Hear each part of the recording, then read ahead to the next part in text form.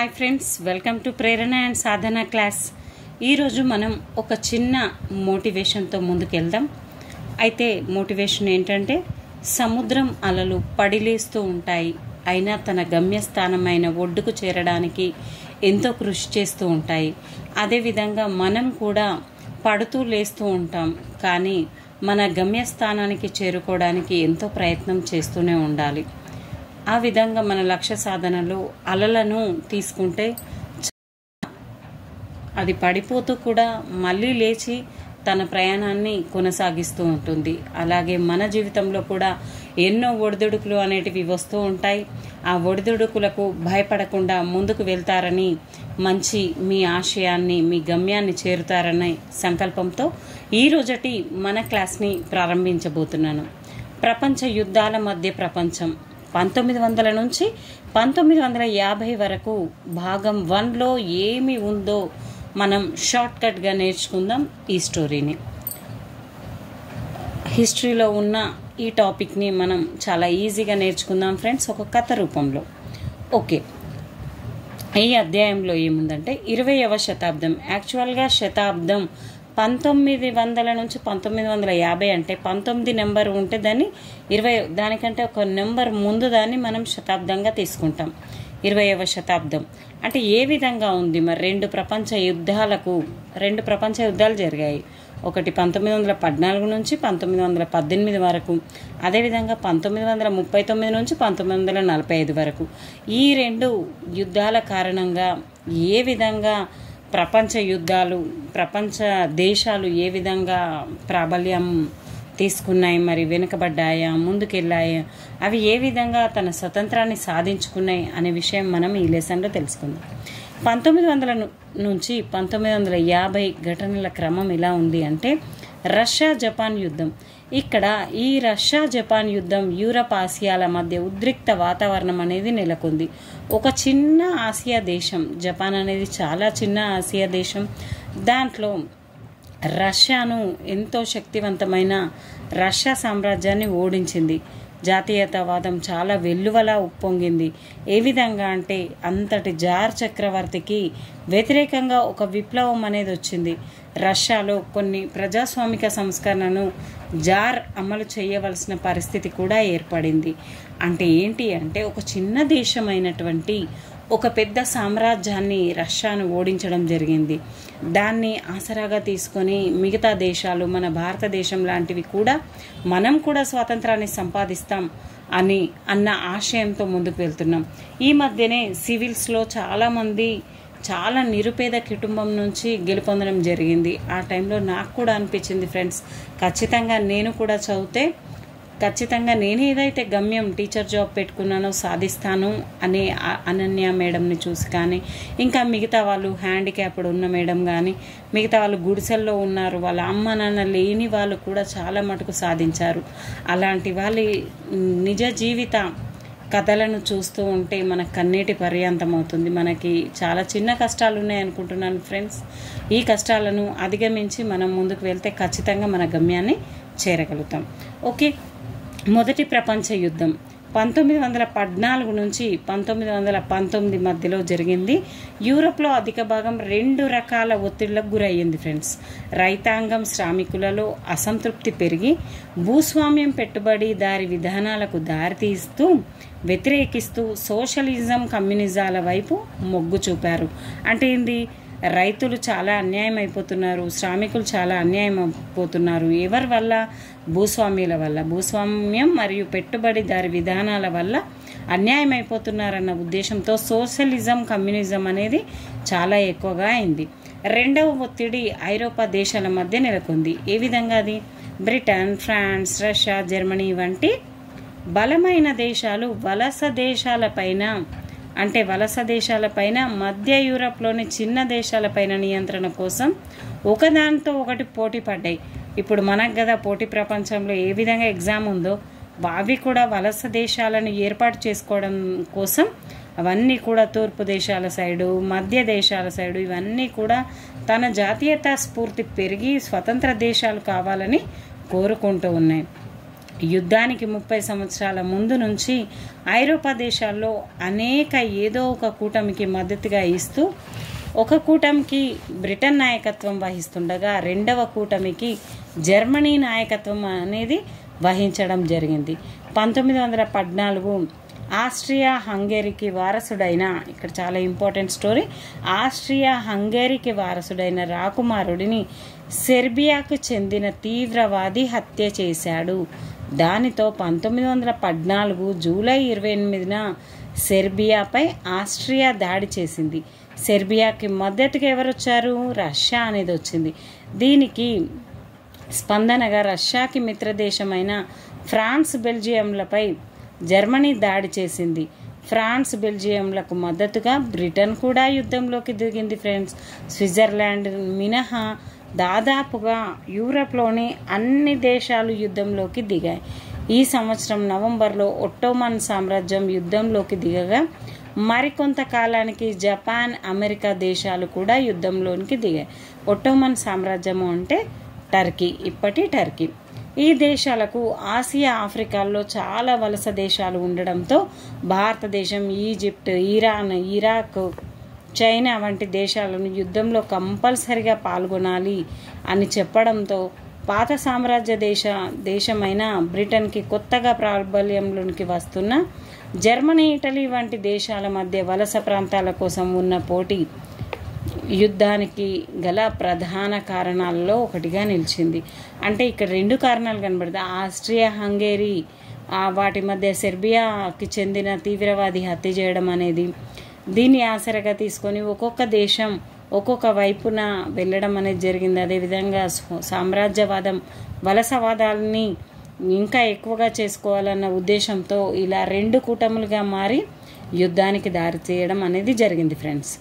విచారకరమైన సమయం ఏమిటంటే అనేక దేశాల ప్రజలకు అసలు ఈ యుద్ధం పట్ల ఎటువంటి ఆసక్తి కూడా లేదు. ప్రజలు అప్రజాస్వామిక రాచరిక నియంత్రణల్లో ఎటువంటి ప్రజాస్వామిక శక్తులు లేకుండా జీవిస్తూ ఉన్నారు. ఆ సమయంలో ఈ యుద్ధం పేద ప్రజలకు ఎన్నో కష్టాలు, ఇక్కట్లు తీసుకొని పెట్టింది.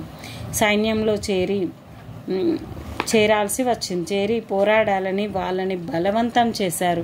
అంతేకాకుండా వాళ్ళు యుద్ధ ఖర్చులను భరించాల్సి కూడా వచ్చింది ఫ్రెండ్స్. ఈ విధమైన దుర్భర పరిస్థితుల్లో వీళ్ళు ఎన్నో రకాల భయాందోళనలకు గురి కావాల్సిన అవకాశం ఏర్పడింది. అలాగే నిత్యావసర వస్తువులైన ఆహారం, మందులు, బట్టలు ఇవన్నీ వాటి కొరత కూడా చాలా ఎక్కువగా కొరత ఎదుర్కోవాల్సి వచ్చింది. అదేవిధంగా మొదటిది 1917లో రష్యాలో సంభవించిన ఇక్కడ ఉద్యమాలు అనేటివి జరిగాయి. ఇటలీ, జర్మనీలలో బాగా బలపడిందన్న భారతదేశం బ్రిటిష్ పాలకులకు వ్యతిరేకంగా జాతీయతా ఉద్యమం ఈ కాలంలో బాగా బలపడిందన్న విషయం మీకు గుర్తుండే ఉంటుంది. ఏంటి అంటే రష్యా పెద్ద దేశమైనటువంటి జపాన్ చిన్న దేశమైనా కానీ దాన్ని ఓడించడం జరిగింది. దీన్ని ఆసరాగా తీసుకొని మిగతా దేశాలు కూడా మేమెందుకు తక్కువ అన్నట్టుగా పోరాటంలోనికి దిగి వాటి స్వతంత్రం కోసం ప్రయాణం చేశాయి. అదేవిధంగా ఫ్రాన్స్, అమెరికా, జపాన్ల విజయంతో మొదటి ప్రపంచ యుద్ధం అనేది 1918 నవంబర్ 11న ముగిసింది. ఇక్కడ నవంబర్ నెల అంటే 11, అదేవిధంగా 11 ఈ విధంగా గుర్తుపెట్టుకోండి ఫ్రెండ్స్. మొదటి ప్రపంచ యుద్ధం అనేది నవంబర్ 11న ముగియడం అనేది జరిగింది. యుద్ధ దేశాలు, రాయబారులందరూ ప్యారిస్లో సమావేశం అనేది అయ్యారు. దీర్ఘకాల సంప్రదింపుల తర్వాత యుద్ధాన్ని ముగిస్తూ ఐరోపా దేశాల రాజకీయ సరిహద్దులను తిరిగి గీస్తూ వర్సెల్స్ ఒప్పందం మీద సంతకాలు చేశారు. వీళ్ళంతా కూడా అన్ని కంట్రీస్ కూడా ఇక్కడికి రావడం జరిగింది. దీన్ని వర్సెల్స్ ఒప్పందం అంటారు. వర్సెల్స్ అనే ప్రదేశంలో జరిగింది కాబట్టి దానికి ఆ పేరు రావడం జరిగింది. వర్సెల్స్ ఒప్పందం అనేది 1919లో ఓడిపోయిన దేశాలు, ఇతర చిన్న దేశాల మీద బ్రిటన్ దాని అంటే 3 మిత్ర దేశాలు అంటే ఫ్రాన్స్, అమెరికా, జపాన్ వంటి ఒప్పందాలతో షరతులను బలవంతంగా రుద్దాయి. ఆస్ట్రో హంగేరియన్, ఒట్టోమన్ సామ్రాజ్యాలను విచ్ఛిన్నం చేసి చిన్న జాతీయ రాజ్యాలుగా విభజించారు.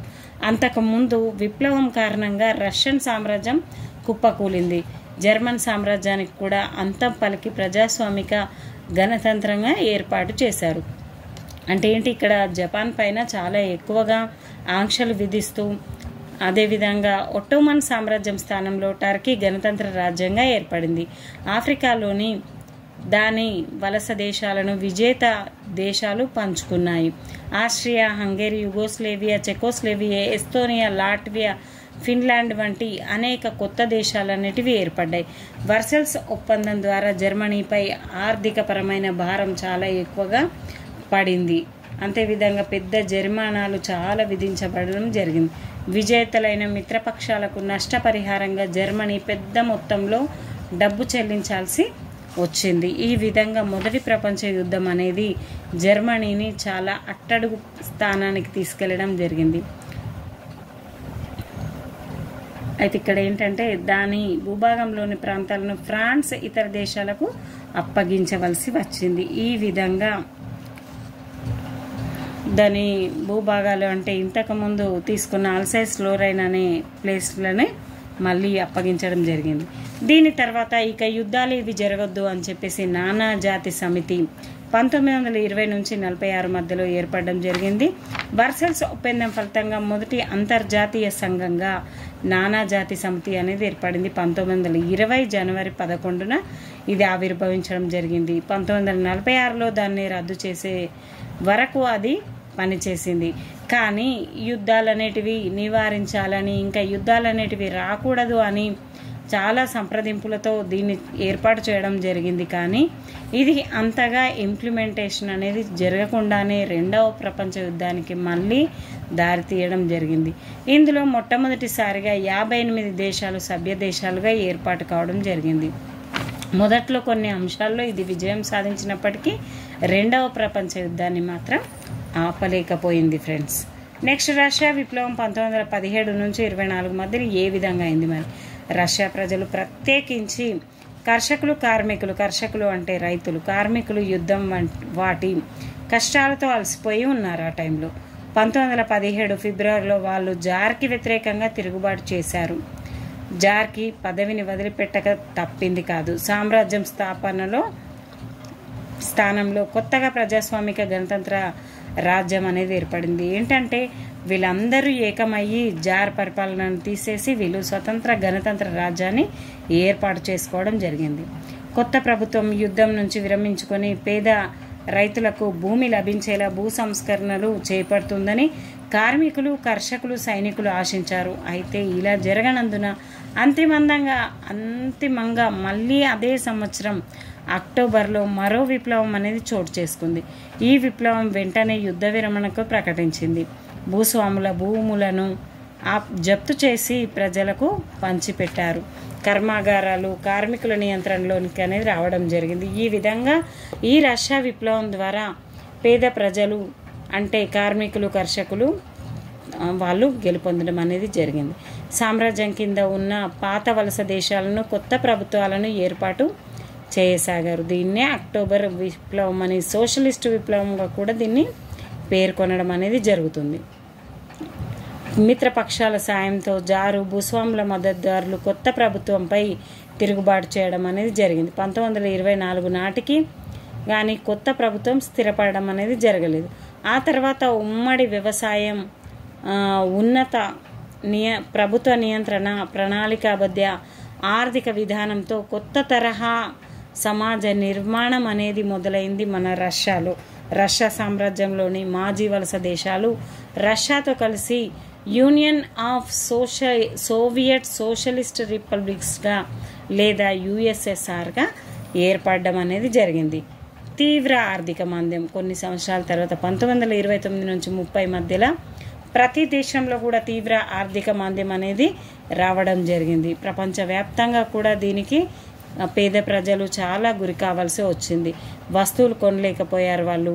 దీనివల్ల సరుకులకు గిరాకీ అనేది పడిపోయింది, వాటి ధరలు పడిపోయాయి. దాంతో కార్మికులు పెద్ద ఎత్తున మూతబడి, కర్మాగారాలు అనేటివి పెద్ద ఎత్తున మూతబడి నిరుద్యోగానికి దారి తీయడం జరిగింది. రైతులు తాము పండించిన పంటను అమ్మలేక భూములను వదిలిపెట్టారు. అనేక ప్రభుత్వాలు ఉపాధి ఆదాయాలు కూడా కల్పించడానికి పథకాలను చేపట్టి ఈ పరిస్థితులను మెరుగుపరచడానికి ప్రయత్నించాయి. దీని యుఎస్ఎస్ఆర్ మాత్రమే ఈ మాంద్యం నుంచి తప్పించుకుంది.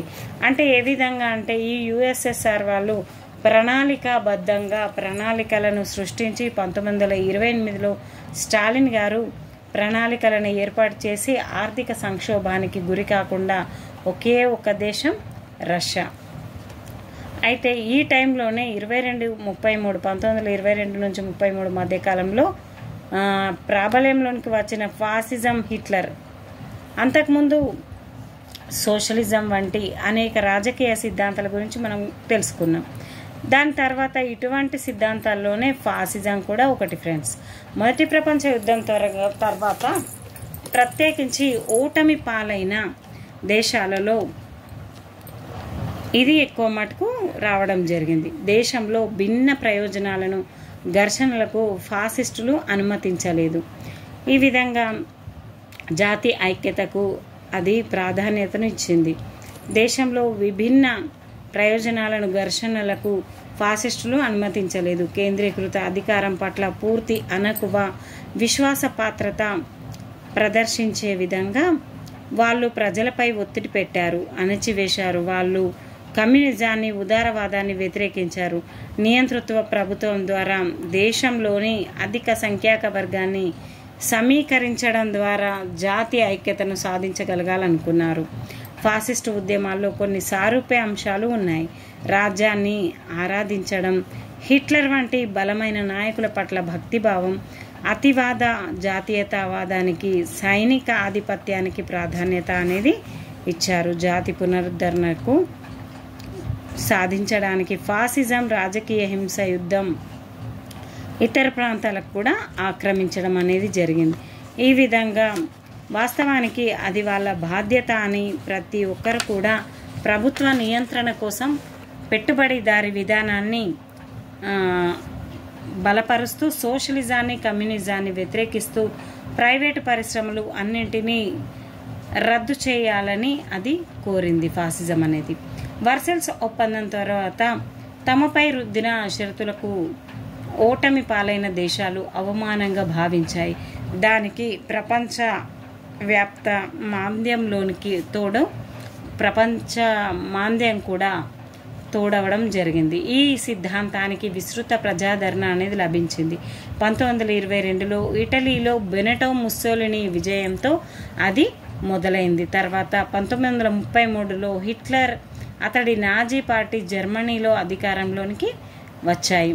ప్రజాస్వామిక ప్రభుత్వంపై సుదీర్ఘ సాయుధ ఉద్యమం తర్వాత స్పెయిన్లో కూడా జనరల్ ఫ్రాంకో 1939లో అధికారంలోనికి వచ్చారు. ఈ విధంగా చైనా, కొరియా వంటి దేశాలపై సైనిక దాడులను పాల్పడసాగింది.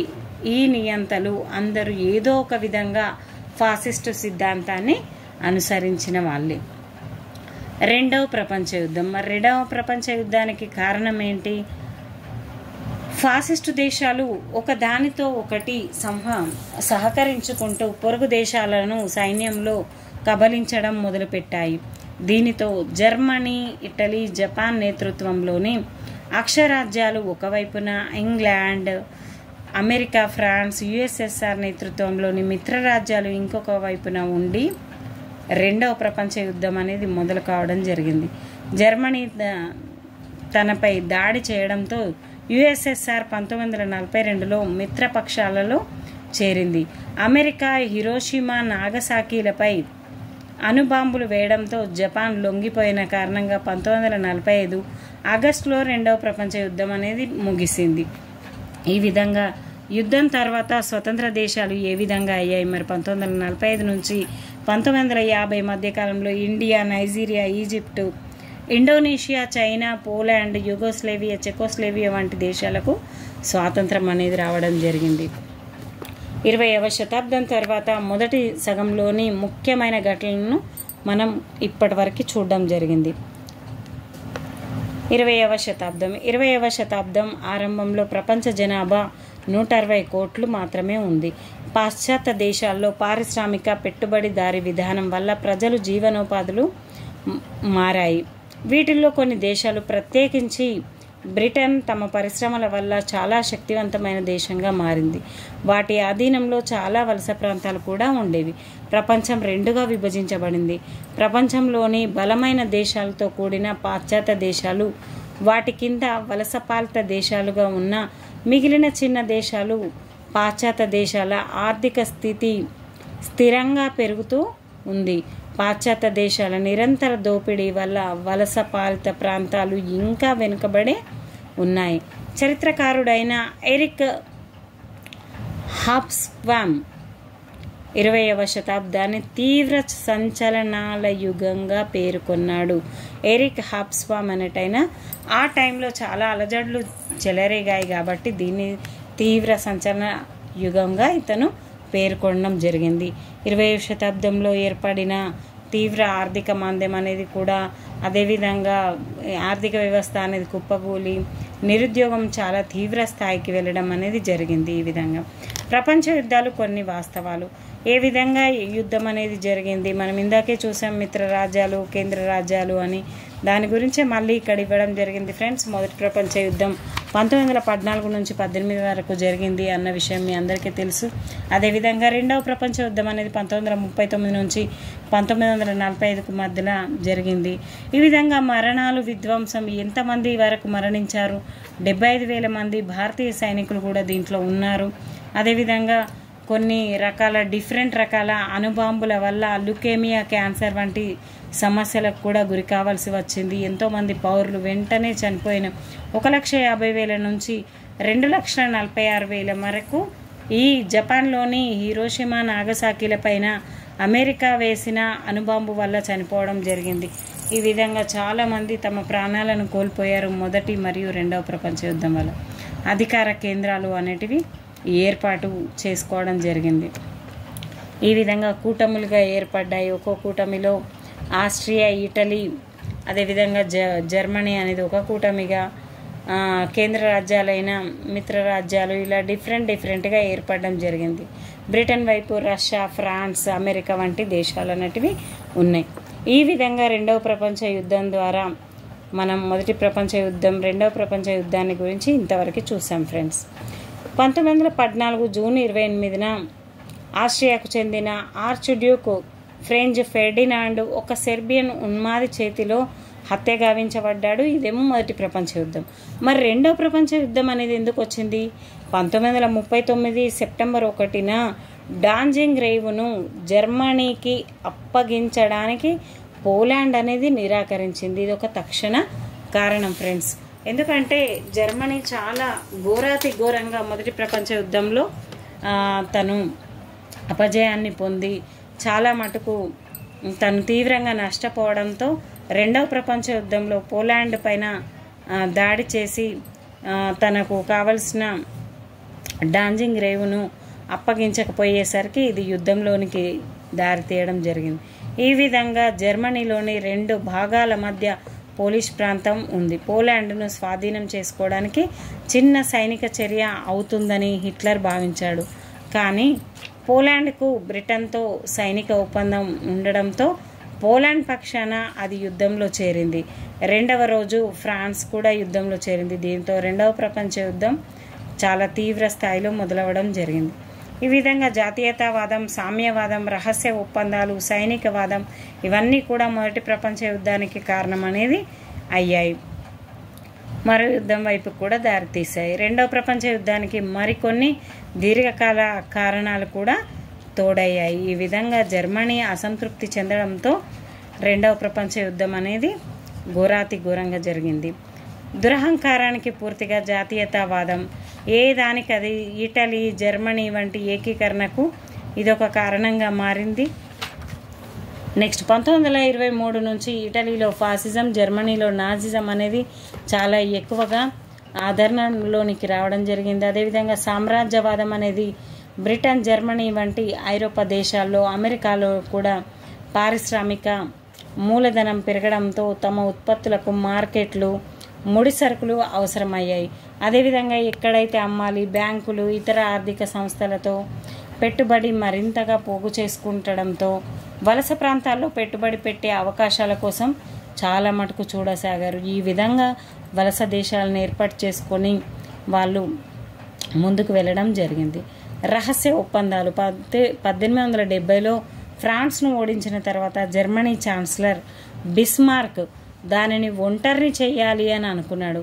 దీనికి అనుగుణంగా అతడు ఆస్ట్రియాతో 1879లోను ఇటలీతో 1882లోను రహస్య ఒప్పందాలు అనేవి ఏర్పాటు చేసుకోవడం జరిగింది. అయితే ఫ్రాన్స్ ఏకాకి కాకుండా 1891లో రష్యాతోనూ కొన్ని చికాకులు తొలగించిన తర్వాత 1904లో బ్రిటన్తో సంబంధాలు కుదుర్చుకోవడం అనేది జరిగింది. 1907లో రష్యా, ఫ్రాన్స్, బ్రిటన్ల 3 మిత్ర రాజ్యాల కూటమి అనేది ఫ్రాన్స్ మిత్రరాజ్యాల వల్ల ఐరోపా దేశాలు ఒకదానికొకటి శంకించుకుంటూ ఉన్నాయి, ఈర్ష్య పడసాగాయి. ఈ కూటములు నిజమైన శాంతికి దారితీయలేదు. అందుకు ప్రతీకగా తర్వాత యుద్ధాలు అనేటివి జరగడం జరిగింది.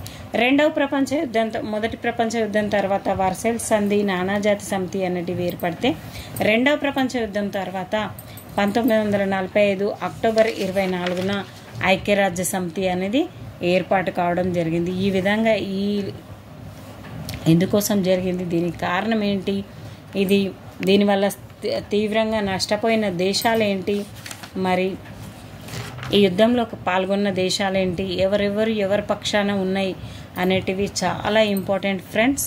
అయితే ఇంకొక విషయం ఏంటంటే మహిళలకు ఓటు హక్కు మొట్టమొదటిసారిగా ఓటు హక్కు వంటి రాజకీయ హక్కుల కోసం సుదీర్ఘ పోరాటం జరిగిన తర్వాత 1918లో బ్రిటిష్ మహిళలకు ఓటు హక్కు అనేది లభించింది. ఈ విధంగా దీర్ఘకాలం పాటు జరిగిన యుద్ధాలలో పారిశ్రామిక ఉత్పత్తి, ఇతర సేవలు కొనసాగించవలసిన అవసరం కూడా ఉంది. మగవాళ్ళు యుద్ధ భూమిలో ఉండడంతో ఫ్యాక్టరీలు, దుకాణాలు, కార్యాలయాలు, స్వచ్ఛంద సేవలు, ఆసుపత్రులు, పాఠశాలలు వంటి వాటిలో మహిళలు కూడా పనిచేయాల్సి వచ్చింది. సంపాదన వనరులుగా కావటంతో పెరిగిన ఆత్మవిశ్వాసంతో జీవితంలోని కొన్ని అంశాల్లో మహిళలు సమానత్వాన్ని కోరసాగారు. ఈ దిశలో ఓటు హక్కు లభించడం అనేది ఒక పెద్ద ముందడుగుగా మారడం జరిగింది. అంతర్జాతీయ సంస్థలు యుఎన్ఓ ఎప్పుడు ఏర్పడింది, దాని అనుబంధ సంస్థలు ఏమున్నాయి, ఇవన్నీ కూడా మీరు చక్కగా చూసుకుంటూ ముందుకు వెళ్తారని ఆశిస్తూ ఇంతటితో ఈ 10th క్లాస్లో ఉన్న మొదటి ప్రపంచ యుద్ధం, రెండవ ప్రపంచ యుద్ధం గురించి మనం ఈరోజు తెలుసుకున్నాం ఫ్రెండ్స్. మీకు అర్థమయ్యే ఉంటుంది. మరి ప్లీజ్ కామెంట్ చేయండి. ఇంకా ఏ విధంగా చెప్పాలో కూడా మీరు నాకు అడ్వైజ్ ఇవ్వండి. అదేవిధంగా మీకు ఏ టాపిక్స్ ఇంపార్టెంటో అది కూడా నాకు అడ్వైజ్ ఇవ్వండి. అంతేకాకుండా please like, share, subscribe my channel friends. Thank you friends.